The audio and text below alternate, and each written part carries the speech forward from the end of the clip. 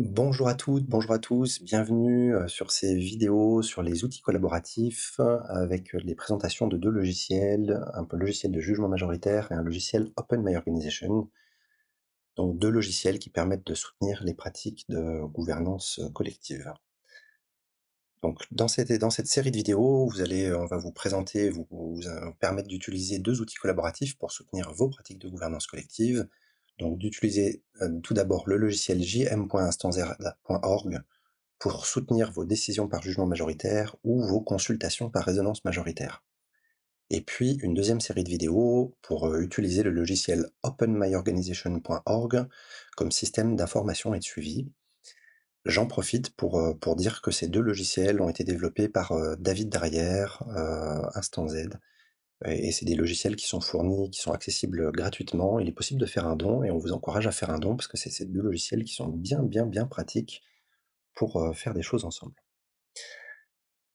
Donc sur la première série de vidéos va porter sur le jugement majoritaire et là, on va avoir une vidéo pour apprendre à créer un compte, à naviguer dans l'interface, d'être capable de créer et d'éditer un scrutin, de faire un scrutin en mode démo, faire un scrutin en mode sécurisé, faire un scrutin avancé et puis faire un scrutin ouvert qui permet de faire des propositions en asynchrone.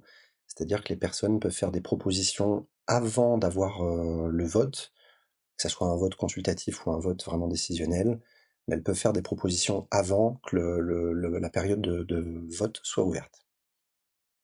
Et puis concernant le logiciel Open My Organization, il va être question de créer un compte et d'éditer son profil, de créer et d'éditer une organisation, d'ajouter des membres à l'organisation, d'utiliser le mode design, de naviguer dans une organisation, d'éditer l'orientation, d'attribuer les rôles, de planifier une réunion, d'ajouter et d'éditer un point à l'ordre du jour, d'ajouter et d'éditer une tâche récurrente, ajouter et éditer un indicateur, ajouter et éditer un projet, éditer une règle de périmètre d'autorité.